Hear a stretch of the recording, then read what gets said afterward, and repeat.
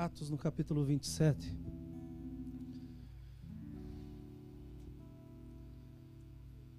Aleluia.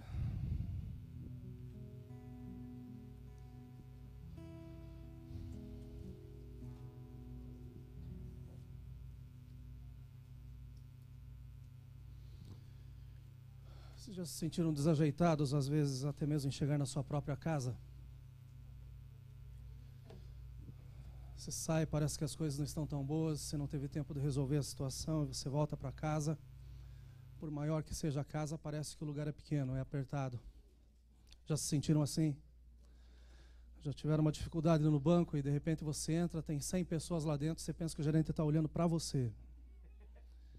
Ele te acha no meio. Hoje é dia de Santa Ceia. E tem algumas pessoas que chegam na casa e chegam preocupadas. Porque passou um período que parece que Deus não está no controle, Deus não tem os seus olhos abertos, daí chega na casa pensando o que Deus está vendo de mim. E se sente desajeitado. Mas deixa eu te lembrar que na casa de Deus tem liberdade, na casa de Deus tem amor, na casa de Deus tem perdão, na casa do Senhor tem graça, na casa do Senhor tem milagres. Por mais difícil que seja a sua situação e a forma como você chegou aqui, deixa eu te lembrar que você continua tendo Pai. E Ele tem uma palavra de amor para você hoje. Abra o seu coração. Pode se assentar, mas deixem a Bíblia aberta no capítulo 27 de Atos.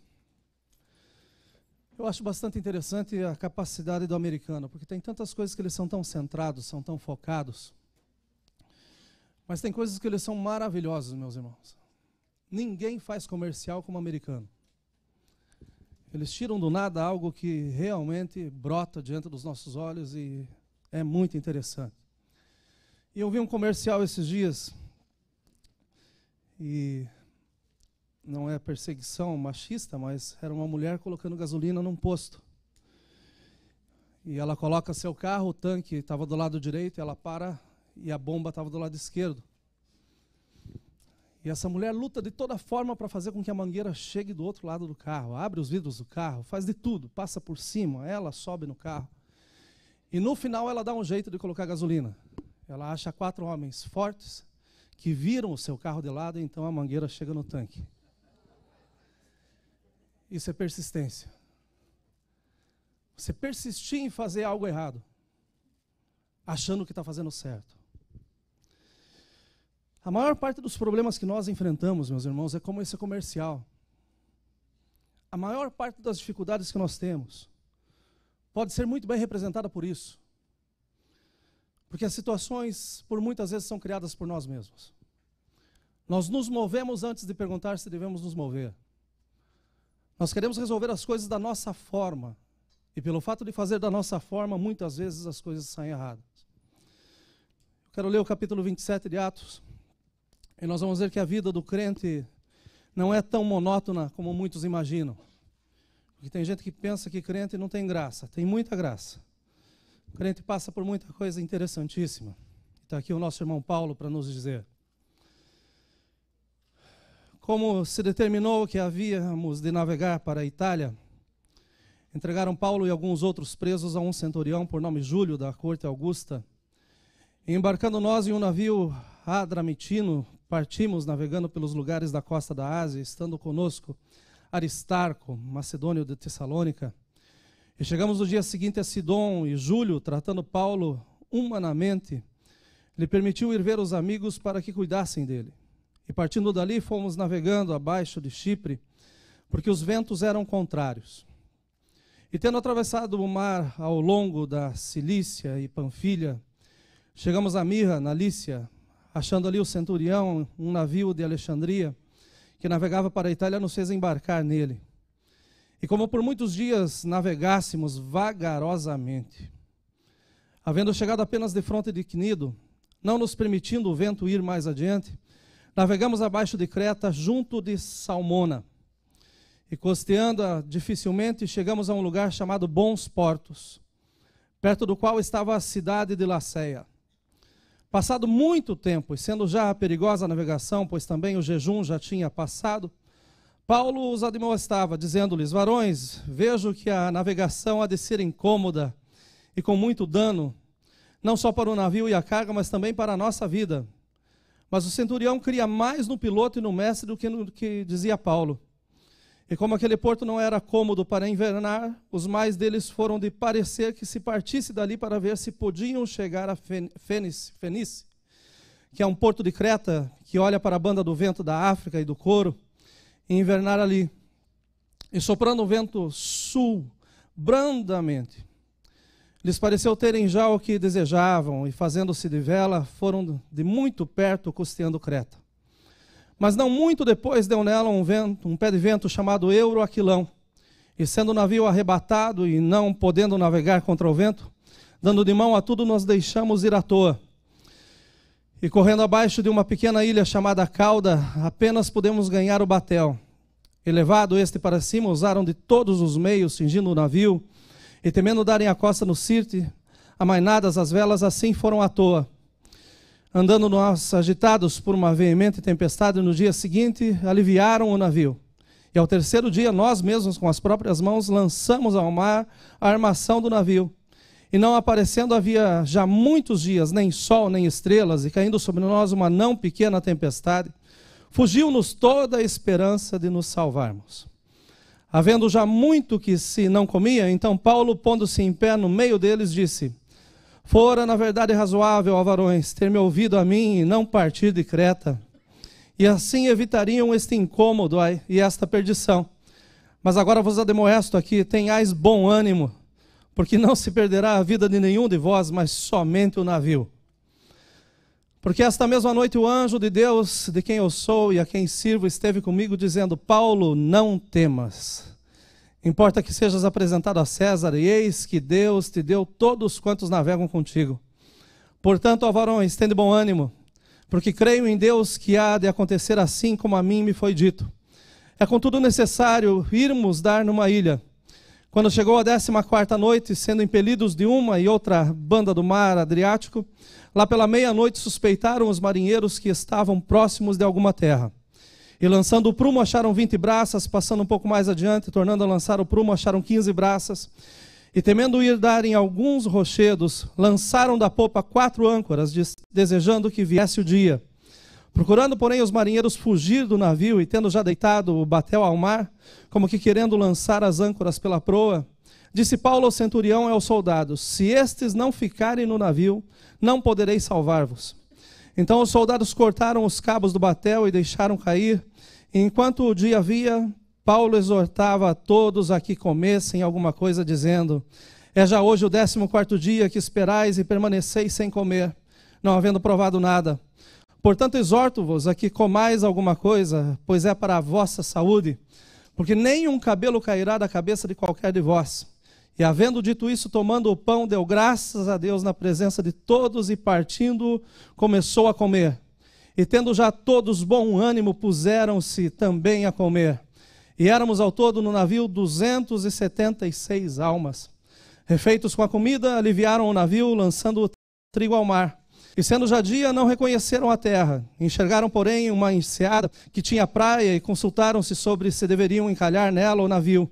E levantando as âncoras, deixaram-no ir ao mar, largando também as amarras do leme e alçando a vela maior ao vento, dirigiram-se para a praia.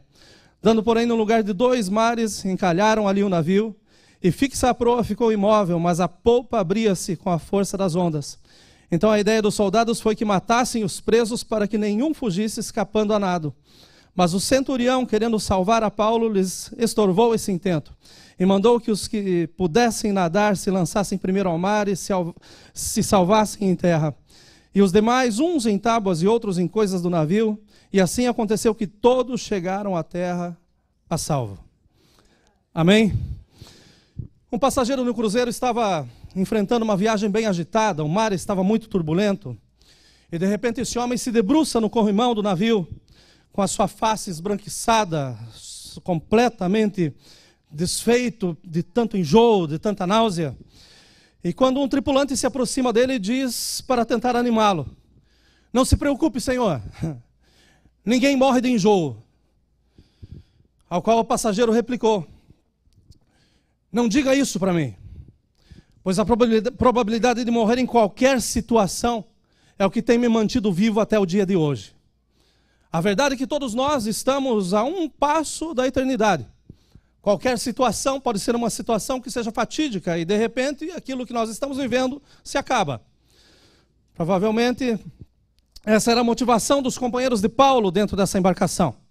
Depois de 2 semanas enfrentando essa tempestade, não somente eles estavam doentes, depois de ficarem dias sem saber a diferença entre noite e dia, pois não aparecia o sol e não apareciam as estrelas, literalmente haviam perdido todas as esperanças de serem salvos. A embarcação estava indo para o seu fim e eles na embarcação também estavam indo para o fim das suas vidas. Da mesma forma, quando pessoas enfrentam tempestades severas na vida, por muitas vezes elas perdem totalmente a esperança. Mas eu louvo a Deus porque nós somos o povo que tem esperança. Nós sabemos que quando todas as coisas estão dizendo que não, tem um que nos diz sim, e o seu nome é Jesus Cristo. O meu ponto nessa manhã é que Paulo não escolheu estar nessa embarcação. Ele foi obrigado a estar nela. Ele era um prisioneiro sendo transferido para uma prisão de segurança máxima. Estava sendo tirado do seu bem-estar, estava sendo tirado da sua vida e agora estava sendo levado cativo. E tinha uma audiência tremenda que estava diante de si. Mas ele entendia que independente das situações em que ele se encontrava, ele era completamente livre pela liberdade que o Senhor Jesus já lhe havia proporcionado. Independente da situação que qualquer um de nós estejamos vivendo, se nós estivermos em Cristo, nós temos motivos para glorificar o seu precioso nome. Uma viagem bastante inusitada, cheia de perigos e com muitas ameaças, e por isso que eu digo que vida de crente é maravilhosa. Quem pensa que vida de crente é algo completamente sem graça, sem cor, está completamente enganado, porque nós temos todos os dias uma prova nova, uma tempestade nova, uma luta nova, mas até aqui nós temos sido mais do que vencedores em Cristo Jesus. Muitas ameaças estavam previstas, mas na provisão de Deus existia um porto no meio da viagem. Quando nós falamos em portos, imediatamente nós imaginamos terra firme e estabilidade. Nós imaginamos que aquele mal-estar que as ondas nos trazem vão acabar rapidamente. Nós imaginamos que num porto existe segurança, no porto existe comércio, no porto existe provisão, existem as necessidades supridas, no porto existe segurança total, existe o final do mal-estar. Quando nós chegamos no porto, nós pensamos, aqui sim eu estou bem, aqui nada vai acontecer comigo. Mas me chama a atenção que a maioria da tripulação desses homens que chegaram num porto que tem por nome Bons Portos, e vejam o lugar que Deus tinha permitido esses homens chegarem, Bons Portos. Esses homens chegam e da sua decisão eles dizem, olha, nós estamos ancorados, mas esse lugar não é tão bom quanto nós imaginamos, não é tão bom quanto nos parecia, nós precisamos continuar a nossa viagem. Então eles lançam-se novamente num mar bravio e continuam a sua caminhada em direção a uma viagem perigosíssima. A Bíblia fala que foi lentamente que eles conseguiram chegar nesses bons portos. E eu creio que todos nós aqui espiritualmente falamos, não chegamos rapidamente na presença de Jesus. Nós levamos algum tempo para entender que o bom porto tem nome, que ele é a rocha firme no qual nós colocamos os nossos pés e nós temos segurança. Nós não chegamos à frente de Jesus num piscar de olhos ou simplesmente em uma palavra, não. Foi um processo nas nossas vidas que nos trouxe e nos fez colocar os pés firmes, os nossos olhos fixos e fazer com que nós chegássemos no dia de hoje com a certeza de que todas as coisas que estão acontecendo estão cooperando para o nosso bem e para a glória do nome do Senhor Jesus Cristo. O porto não é tão bom, vamos continuar a nossa viagem. Vamos nos lançar à mercê das águas e ao cuidado do piloto. O piloto entende quem é Paulo para nos dizer alguma coisa, que Deus é esse que ele serve, que pode nos orientar. Vamos fazer exatamente aquilo que o piloto da embarcação está dizendo. Vamos nos lançar. Vamos sair ainda que o vento esteja contrário. Ainda que o vento esteja trazendo a resistência, vamos sair porque a nossa persistência é maior do que a resistência que se aproxima. Vamos sair, vamos fazer a nossa vontade, vamos sair e vamos nos lançar, sabendo que nós temos um destino, ainda que nós não saibamos quando nós vamos chegar até lá. Esses homens se lançam pelo mar. E eu falo nessa manhã a muitos que estão se aventurando pelo desconhecido e tempestuoso mar da vida. Aqueles que estão deixando os bons portos e pela sua persistência dirigindo-se à sua destruição total. Falo àqueles que já deixaram os bons portos e pensam estar em meio à maior tempestade da sua vida.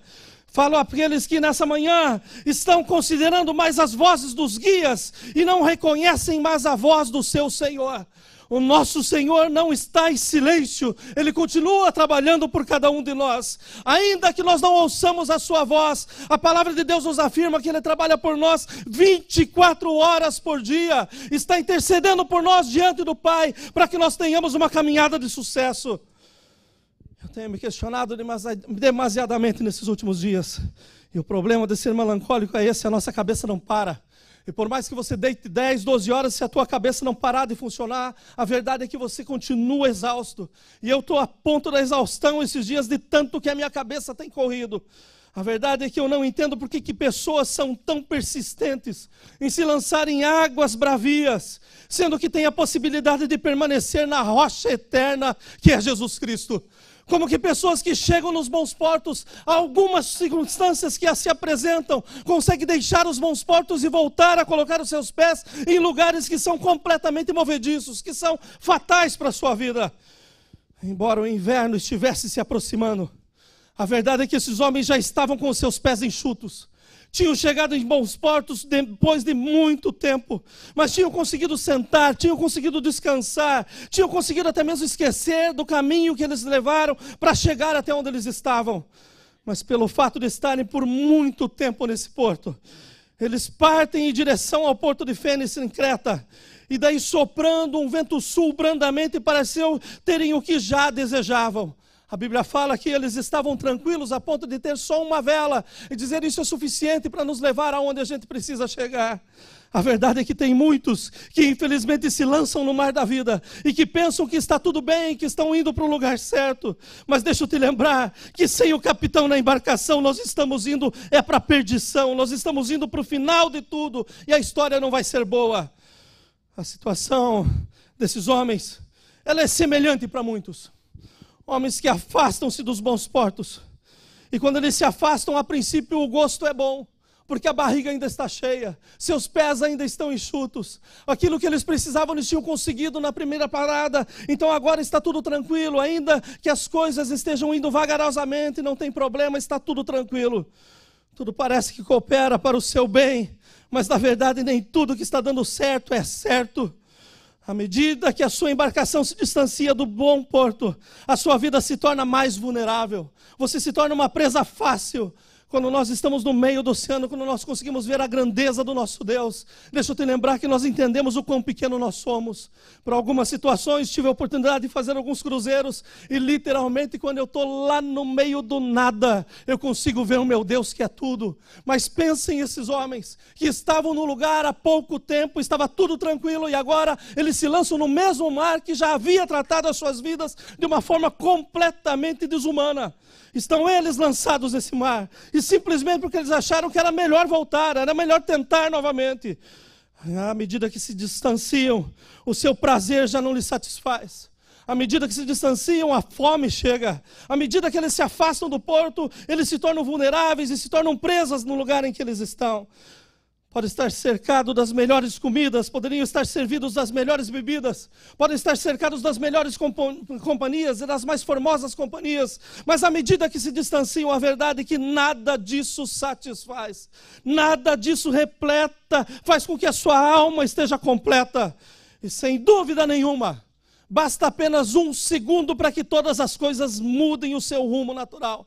Para que tudo venha da bonança que estava, do vento sul, da brisa suave que estava levando a embarcação, para que se tornasse numa grande tempestade, em um vento completamente desumano que pode destruir tudo e a todos em qualquer segundo.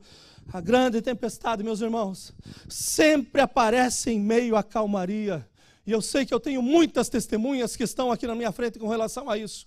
Está tudo bem, está tudo tranquilo e de repente o barco parece que vira de ponta cabeça.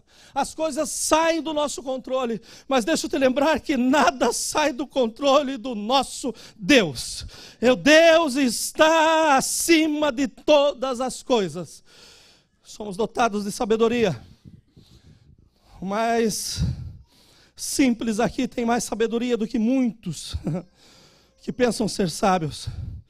É cientificamente comprovado que os nossos filhos hoje, eles têm mais conhecimento do que os imperadores do passado. Que eles têm mais conhecimento dentro das suas cabeças do que muitas autoridades que já passaram pela história. Mas a minha questão é essa: se temos tanto conhecimento, por que então nós fazemos das nossas vontades o nosso guia? Por que nós permitimos com que o nosso coração, que é errado por tantas vezes, guie os nossos passos? Por que nós não oramos antes de nos mover? Por que nós somos, às vezes, levados a enfrentar as circunstâncias, a resistência das circunstâncias, sem antes perguntar a Deus se podemos ou não dar um passo adiante? Por que se mover enquanto Deus está trabalhando no silêncio? Por que não parar quando o vento é contrário e apresenta resistência contra as nossas vidas? Por que persistir quando tudo está dizendo que não é hora? Porque ao invés de sermos resistentes em Deus, mais frequentemente nós somos persistentes no que Ele já disse não. Daí entra o que é resistência e o que é persistência. Eu vejo que resistência é quando um casal completa o seu primeiro ano de casado. Porque é uma alegria. Porque hoje em dia se chega diante do altar com duas possibilidades na cabeça. É até que a morte me separe ou até que o divórcio chegue. E no cristão, e para o cristão isso não funciona. Para o cristão é aquilo que juntou Deus, que não separe o homem. A resistência é quando esse casal chega no seu primeiro ano e consegue celebrar, dizendo: olha, passamos por muitas coisas juntas, mas estamos juntos para a glória de Deus. Achei um exemplo de persistência quando eu liguei meu computador. Hoje fui ler as notícias. Porque um cidadão com 49 anos no Nepal está celebrando o seu 25º casamento. Porque os outros 24 anteriores terminaram por abandono. Esse é persistente em coisa errada. Será que ele não entendeu que ele deve ficar sozinho? Eu não estou dando direto, eu estou falando mesmo para você. Resistência é quando a palavra de Deus nos diz: esperai no Senhor. Mas persistência é quando nós não esperamos no Senhor e queremos que Ele corra atrás de nós. Resistência, eu vejo quando Deus reanima a promessa sobre a vida de Abraão. Está demorando, Abraão, mas você vai ser pai de uma nação. Não importa a sua idade, não importa a sua condição, não importa o seu estado. Mas a persistência é quando Sara chega e diz assim: está aqui a minha criada, as coisas funcionam. Resistência é Saul ouvir de Samuel: espere até que eu venha para sacrificar. Mas a persistência é quando Saul diz: eu sou rei, eu mesmo posso fazê-lo. Resistência, sejam santos porque eu sou santo. Mas não é fácil ser santo num mundo que está tão virado de ponta cabeça. Mas se fosse para ser fácil, Deus dava para os outros e não para nós. Ele sabe que nós temos estrutura para vencer o mundo mal nele e pela sua palavra. Sejam santos porque eu sou santos. Mas a persistência diz: eu peco e a graça me justifica. E daí a graça está se tornando a maior desgraça dentro da igreja. Resistência. Sede fiéis no pouco, porque no muito eu te colocarei. Mas a persistência diz: tudo é meu, então não importa, Deus não precisa. Resistência. Confessai os vossos pecados. E é maravilhoso quando nós temos um culto onde o Espírito Santo age. E nós vemos que quebrantamento não é chorar na hora do louvor, mas é desmanchar na presença de Deus e entender que nós somos pecadores e nós precisamos da sua misericórdia. É chegarmos numa casa como essa e nos sentirmos mal, ao saber que nós não estamos 100% preparados para estar diante do Rei dos Reis e do Senhor dos Senhores. É de chegar num culto como esse para participar do pão e do cálice, não nos julgando auto-merecedores, mas nos julgando que nós somos miseráveis e dependemos da sua misericórdia em todo o tempo. Resistência. Confessai os vossos pecados. Assumi as vossas culpas. Mas daí a persistência te diz: Deus me vê e Ele me entende. Ele te vê e te entende com amor eterno. Te diz hoje: confessai os vossos pecados para que você alcance a misericórdia. Resistência. Não vos embriagueis com o vinho em que há contenda, mas enchei-vos do Espírito. Mas a persistência diz que eu bebo socialmente, mas me digam qual que é a sociedade que nós vivemos. Resistência. Seja o seu dizer sim, sim e não, não. Mas a persistência diz que é só uma mentirinha. É só uma coisinha que não afeta ninguém. Eu não vou essa noite porque eu estou trabalhando, mas daí as fotos estão dizendo que você está brincando, que você está jogando bola, que você está passeando. Pare de mentir, seja a tua palavra uma só diante de Deus. Resistência. Seja a vossa equidade notória, porque perto está o Senhor. Diante de Deus todos nós somos iguais. A única diferença é que aquele que é muito é dado, muito será cobrado. Mas a persistência diz que nós podemos tratar diferenciado e fazermos acepção de pessoas. Nós podemos viver no meio de divisões por desentendimentos e participarmos do pão e do cálice e dizer que está tudo bem. Está tudo bem com quem? Se nós temos barreiras dentro da casa com os nossos irmãos, você pensa que o céu vai ter divisória? Que você vai morar no norte e teu irmão vai morar no sul, para que você nunca se veja? A diferença vai ser esta, um vai para o céu e o outro não vai. Então o momento de corrigir é agora. É agora que nós devemos dizer, Senhor, tem misericórdia de mim. E devemos assumir a posição de nos levantar e dizer, eu errei contra ti, me perdoa em nome de Jesus. Ah, Santa Ceia, meus irmãos, é um lugar de clareza. Santa Ceia é um lugar onde nós devemos estar limpos diante de Deus, mas também limpos diante dos homens. E daí eu te pergunto, você tem sido resistente ou tem sido persistente? Você tem resistido no Senhor? Você tem entendido que quando os ventos não estão favoráveis, você deve parar e questionar a Deus? Falar com Deus, esperar uma resposta do Senhor? Ou você é aquele que não escuta a voz de Deus e faz do mesmo jeito? E depois se acha um texto na Bíblia para justificar os teus erros? Todas as coisas que nós formos fazer, nós devemos, em primeiro lugar, tornar conhecidas a Deus em oração. E Deus nunca deixa uma oração sem resposta. Nunca deixa uma oração sem resposta. Deus não fala comigo, espera. Espera no Senhor. Resista, porque vem a resposta. A verdade é que os ventos do sul só nos enganam. Parece que está tudo bem. Está tudo tranquilo, é só brisa, sombra, água fresca. Moro na Flórida, as coisas são tão boas. Esse calor maravilhoso. Mas eu despertei essa manhã, lembrando que na Flórida tem alergia. E que não é a alegria do Senhor que tem sido a minha força esses dias, tem sido a alergia do Senhor. Como é difícil, meus irmãos, nós convivemos com situações e pensar que está tudo bem. E dizer com que tudo vai ficar tranquilo. Não, no final as coisas se acertam. Você sabe me dizer quando vai ser o final? Você consegue me dizer se hoje você chega na sua casa? Você consegue me falar se nós vamos ter um amanhã? Quem que consegue me dizer que o nosso Senhor Jesus não chega antes de participarmos do pão e do cálice? Nós não temos controle sobre o próximo segundo, meus irmãos. Portanto, agora é a hora de nós buscarmos ao Senhor e recebermos dele a orientação para que as nossas vidas sejam colocadas no lugar certo. O vento sul nos engana.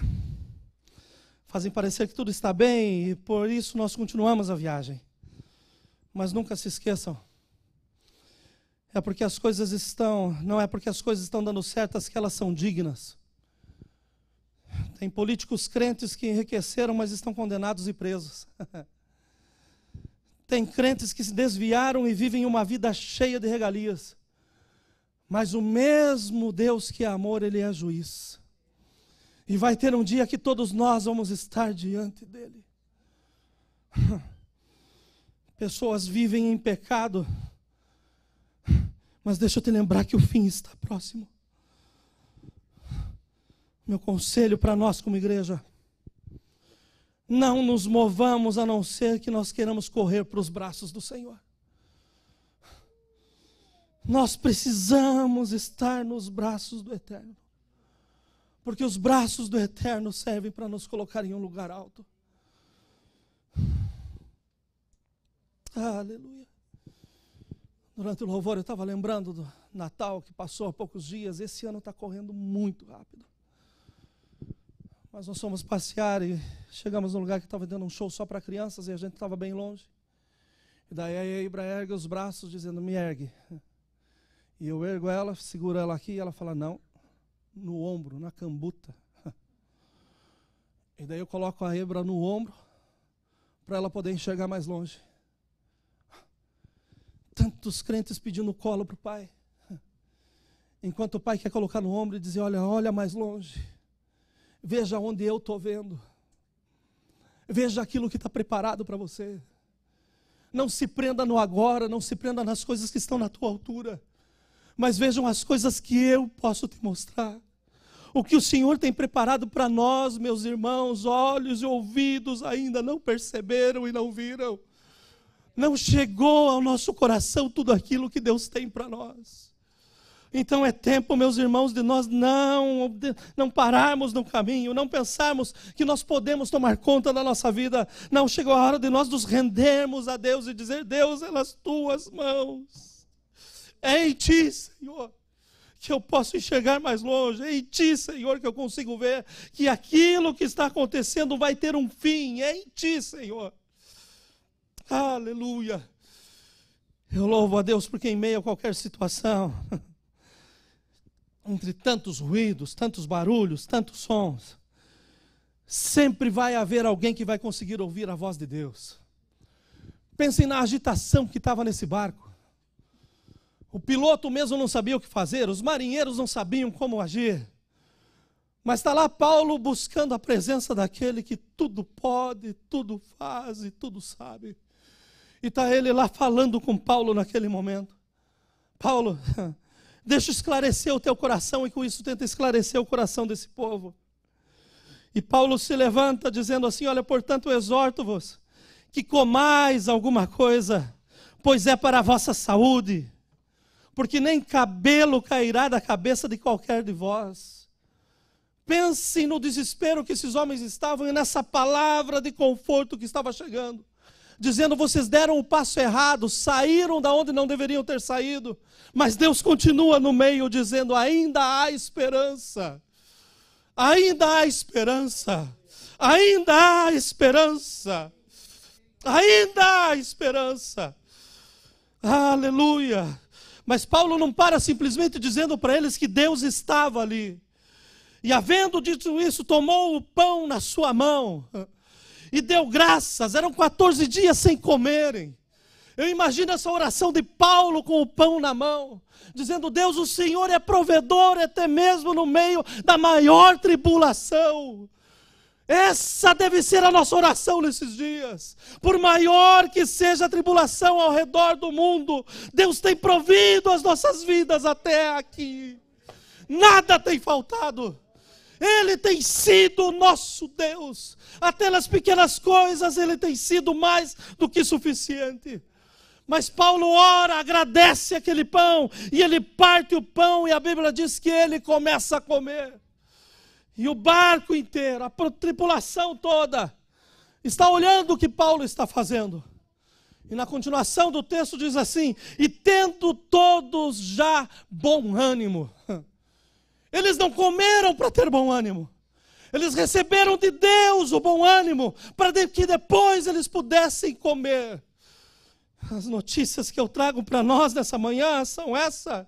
Muito mais do que partirmos o pão e celebrarmos com o cálice. Deixa eu te lembrar que o pão vivo que desceu do céu está no nosso meio. E é Ele que nos dá ânimo, é Ele que nos dá força, é Ele que nos dá alegria, é Ele que nos dá sustento, é Ele que pode nos dar direção. Não há outro. E quando nós olhamos para o Senhor, é nele que nós temos que ver o autor e o consumador da nossa fé. Quando esses homens recuperaram o seu ânimo, aquele barco foi pequeno, porque eles puseram-se também a comer. Eu não sei vocês, mas na hora da fome, se tem uma coisa que eu perco, é a educação. Esse negócio de respeitar a fila na hora da fome, esqueça. Se imagina esses homens dentro do barco. 14 dias sem comer, o pão está abençoado, tem pão para todos. Não pense que eles caras, vai você primeiro. Nada, pularam no pão e disseram, é isso que eu preciso. A minha vida está aqui, eu preciso disso. A nossa vida, meus irmãos, depende de Jesus. Depende de nós nos alimentarmos dele todos os dias. Todo o tempo, em qualquer circunstância, ele é o pão vivo que desceu do céu. Ele é a água que ainda mata a nossa sede. Eu termino aqui, deixando 7 considerações para nós. 6. Em primeiro lugar, todos nós precisamos experimentar o encorajamento de Deus em meio às tempestades. É no meio da pior situação que o Senhor Jesus aparece. Mas para que Ele apareça, nós precisamos clamar. Pedro vai andar na água. E ainda que uns digam, deu só um passo. Está no livro do Records. Ninguém conseguiu dar 2. Mas quando ele está afundando, ele não vai fazer aquela oração assembleiana. Todo-poderoso Deus, onipotente Senhor, que está nos céus, tu te lembras o que tem feito. Está morrendo. Senhor, me tira daqui. É o clamor da alma dizendo, Senhor, olha para mim. E o Senhor naquele exato momento quebra os céus, olha, estica as suas mãos, o levanta e diz, vem comigo. É no meio da tempestade que nós precisamos experimentar o encorajamento do Senhor. É quando nós estamos com os nossos pés enxutos num bom porto, pensando na possibilidade de sair, que nós precisamos consultar ao nosso Deus. E deixa eu te lembrar que o nosso Deus, Ele nos responde. Nós recebemos esse encorajamento quando nós lembramos da sua presença constante. Ele disse, olha, eis que estou convosco alguns dias. Eis que estou convosco todos os dias. Todos os dias. Mas eu sempre repito, tem dias que nós não sentimos a presença dEle. Mas Ele está lá. Tanto quanto a tua sombra, o Senhor está lá. E tenha certeza absoluta que ainda que você tenha saído de bons portos, e tenha andado por caminhos completamente, que parece que Deus não estava lá, Deus estava lá. Eu estou preparando uma mensagem, e eu pedi para vários irmãos nossos aqui escreverem o seu testemunho. Nós temos histórias lindas dentro dessa casa. Nós temos testemunhos aqui que é só Deus que faz. Eu estou pedindo para esses irmãos escreverem esses testemunhos. Eu quero que Deus está me dando graça para trabalhar em cima disso. Para nós reconhecermos a força que nós temos no nosso meio. E não é a força do teu testemunho, mas é a força daquele que mudou a nossa vida. É Jesus. E a maior parte dos testemunhos que eu recebi até agora, eles estão dizendo assim, pastor, eu estava tão distante. Mas quando eu pensei que ninguém estava me vendo, lá estava Jesus. Eu andei tão desgarrado, mas lá o Senhor me achou. Quando pensei que não tinha mais saída, Ele achou uma entrada e me tirou de lá. Um dos nossos irmãos, há anos atrás, foi desafiado pelos seus amigos de quarto, aí numa boate. E esse irmão resolveu orar e jejuar e falou assim, eu vou na boate. E daí ele entra, um ambiente muito bom. E ele pega, ele senta num canto e os amigos começam a escarnecer dele. Ele falou, daí crente, vai perder tudo aqui? Ele falou, não, chama aquela menina lá para mim que eu quero falar com ela. E chamaram a moça. E ficaram olhando. E a moça chega perto dele, ele olha para ela e fala assim, o que você está fazendo aqui? Sendo que você cantava no coral da igreja. Teu pai é pastor. O que você está fazendo num lugar como esse?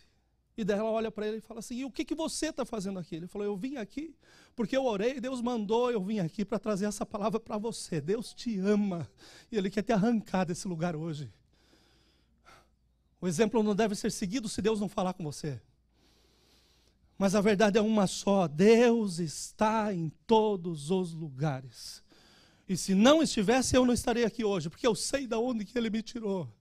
Mas eu também sei para onde Ele está me levando, porque Ele é o meu Senhor. Nós temos que nos relembrar, meus irmãos, e é no meio das turbulências, no meio das tempestades que nós temos que relembrar que nós somos possessão do nosso Deus. Nós estamos na mão do nosso Senhor Jesus e não há nada que nos tire de lá, a não ser nós mesmos. Porque a única coisa que nos afasta do amor de Deus, nós dissemos: eu não quero Jesus. Mas para que o homem chegue nesse ponto, o diabo tem que estar completamente dominando a sua vida. Nós somos possessão dele. E ainda que às vezes nós andemos desgarrados, ele continua dizendo: vem para perto, ouve a minha voz, porque o caminho é seguro quando você está comigo. É no meio das tempestades que nós recebemos encorajamento, quando nós lembramos das suas maravilhosas promessas. Quantos aqui têm promessas do Senhor? E isso deve ser um motivo para a gente despertar de manhã glorificando o nome dEle. Porque eu sei que tem muitas que ainda não se cumpriram, mas vão se cumprir, porque fiel é aquele que prometeu. Nós recebemos esse encorajamento quando nós relembramos que Ele responde às nossas orações. Por mais simples que seja, Deus continua respondendo às nossas orações. Em sexto lugar, e aqui eu termino, nós recebemos esse encorajamento quando nós confiamos nele. E se nós estamos em bons portos, foi porque Ele nos trouxe até aqui. Esse é tempo que levou para nós chegarmos nesses bons portos. Tem sido muito longo e tem sido momentos em que talvez você até mesmo tenha esquecido. Porque nós nos esquecemos. A verdade é essa. E por muitas vezes nos esquecemos de algo que nós não poderíamos nos esquecer. Nós nos esquecemos o quanto sofremos para chegar até Jesus. Pastor, eu cheguei até Jesus e foi tão fácil. Mentira. Mentira. Porque todos nós temos uma história. E por mais bonita que nós queiramos florear a nossa história, a verdade é que nós achamos esperança quando a gente está na frente de Cristo. Ali a gente vê que há perfeição. E que há possibilidade de termos uma vida completamente mudada. Nos aproximar desse Jesus, meus irmãos, faz toda a diferença. Paulo precisava passar por aquela ilha. Deus tinha um plano para ele chegar até aquele lugar.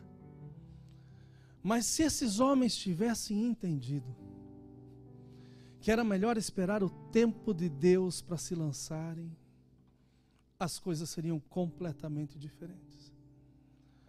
A ansiedade tem matado muitos. E tem coisas que a gente faz que não tem volta. Nós vamos ter que conviver com elas.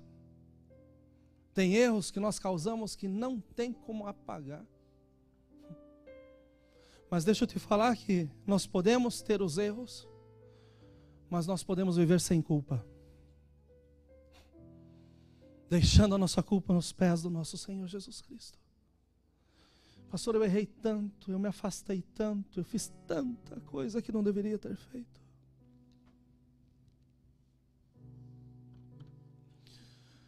Mas o bom pastor hoje está te dando ânimo, para que você se coloque em pé e coma do pão e receba do Senhor força para continuar nessa caminhada. Tornai conhecida ao Senhor todas as vossas súplicas, todas as suas inquietações, tudo aquilo que te traz qualquer tipo de ansiedade, que seja colocada diante do Senhor e tenha certeza que Ele tem resposta para você. Essa mensagem hoje é resposta. É resposta para nós. É resposta para muitos que se afastaram dos bons portos. Mas hoje eu quero te convidar a voltar para os braços do Pai. a voltar para o abrigo, para o aconchego que só o Pai pode te dar. Eu quero te convidar a voltar não para o mesmo lugar, não. Eu quero te convidar para que você volte, olha, nos ombros do Pai, e que você consiga enxergar mais longe. Para que você consiga enxergar mais longe. O Senhor tem muito mais preparado para a sua vida. Muito mais preparado para a sua vida. Senhor, eu quero